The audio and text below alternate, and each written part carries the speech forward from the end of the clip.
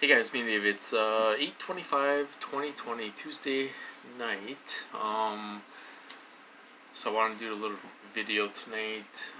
It's been a kind of a tough day today. Like I say I have to wake up early to feed these dogs and all that stuff. Then I try to get back to bed. They were remote neural manipulating me from 8 o'clock in the morning until I got up a couple times during this time, but I didn't get out of bed till 2:30. I felt sick.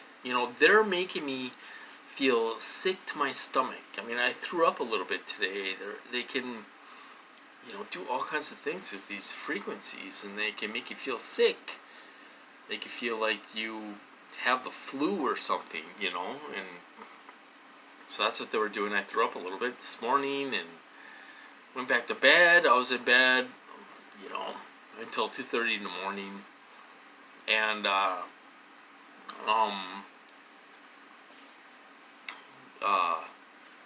and then I got up and I didn't even take Tannerol today.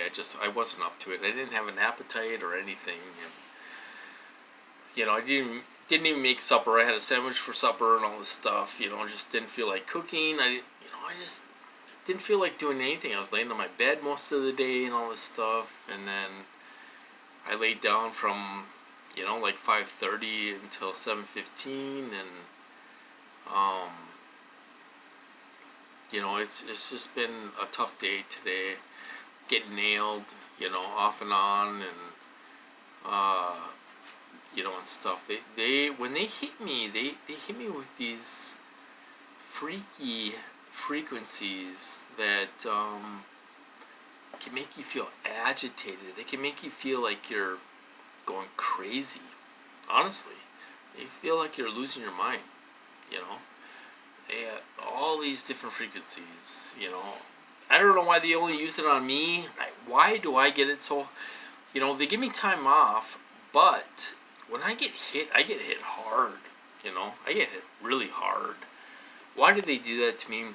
I have no idea. I don't know why they do that to me. They gave me a couple years off there where I was getting back on my feet, and I, got back on my feet and was paying bills, and my credit was getting better, and, I got a couple credit cards and my car fixed, and, they let me get back on my feet. Now it's like they want to tear that all away. It's almost like they want to throw me in the psych ward, or something. I mean, like I say, I have two groups of people. I have an agency involved, and then I have the contractors involved. Well, the agency really runs the show, but these contractors, I don't know if they're going by a manual or what the deal is, but they try to throw you in the psych ward. Like the second time, okay, I'll tell you something. The second time I went into the psych ward, I went on my own. They were doing subliminals. They were torturing me. I didn't know what was going on. And I went out to my brothers. I'm like, will you take me to the psych ward? And then my sister-in-law said, well, it's time. And then, so my brother took me down to the hospital. Okay. One of the agencies were down there. You should have seen them. They're running. They were in the back, running around like they were crazy and all this stuff. And they gave me every opportunity to walk away. When I talked to the nurse, she's like, you don't want to go in the psych ward. There's people in there sucking their thumbs and carrying blankets and all this stuff. You don't want to go there. Okay. And then I talked to someone else that worked at the hospital. They're like, well, how about if we just give you some medication and then you can go home? So they gave me every opportunity to walk out of there and go home. They didn't want me in there for some reason. So I, being stupid. I didn't know what was going on. I had no idea what was going on. No idea. And then we were waiting there for like 4 hours, from like 6 p.m. until 10 o'clock at night. They're like, we don't have any beds open and all this stuff. I had every opportunity to walk away. If I would have drove myself, or if it was someone else, I probably would have walked away. I should have said, okay, let's go home. I'm not gonna go there. I gotta click on this.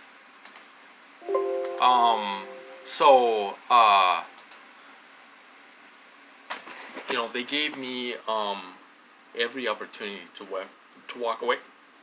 To walk away. Every opportunity to walk away. They didn't want me in there for some reason. They didn't want me to go to the psych ward. So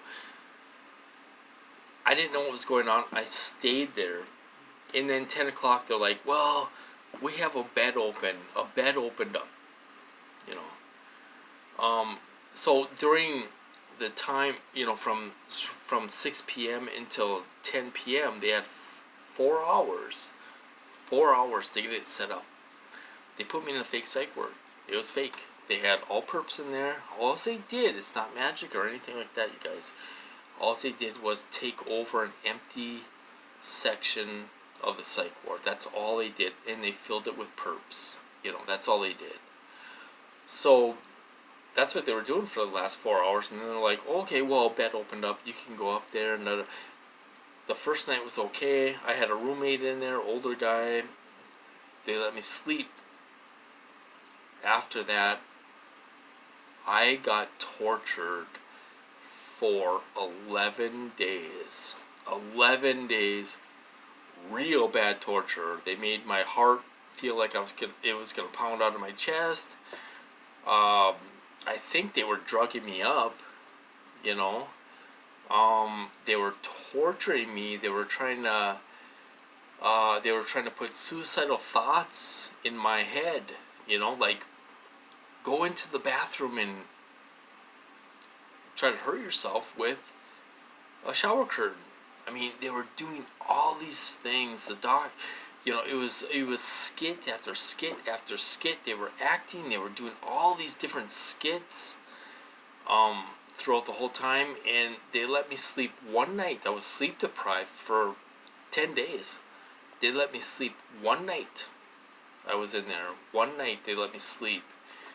They gave me Ativan and knocked me out. And they let me sleep. And I woke up the next morning. I felt great. I felt rested and all this stuff. And then they started to hit me again. So, but they were all perps in there. They had some real nurses in there. Some fake nurses in there. Some of them were like, who were they? I don't know. Were they contractors? Were they CIA? Were they former CIA, former FBI? I don't know what some of these guys are. They look like FBI. You know what I mean? There was a couple guys in there that looked like FBI guys, and all this stuff. So but the agency didn't want me to go in the psych ward. They were trying to chase me back home. And I should have went. I should have went back home, But like I say, I didn't drive myself, and stuff like that. So I got stuck there. I got tortured for 11 days, and then they finally let me out, and all this stuff. And then I fought my butt off for 7.5 months. They were torturing me every single day, 24 hours a day, and all this stuff, doing chemicals and all this stuff. And then they took me down with pain. They hurt me so bad. I mean, it was so painful. I couldn't take it. So painful. They hit me in the temples. I mean, I almost dropped to my knees. I had to call the police. And then the operator's like, well, I'm not going to send an ambulance. How about if I just send a police car? And he'll take you to the hospital. So we did that. And then I knew the cop. He was here he did a check on me when I was getting hit super hard to make sure I was okay. He came and checked on me. He's like, how you doing? All this stuff. You doing okay? And all this. I was being hurt super hard. Um, it was just crazy. I've been through it, you guys. I've been through it. Oh my god, I've been through it. And then they kept me in there for 5 weeks, sent me to a treatment center and all this stuff, and and then they laid off me for a couple of years. I mean, they were kind of still hitting me, but they let me get my car on the road. They put me on SSI, all this stuff. Anyway, I gotta cut this off. I'll talk to you guys later.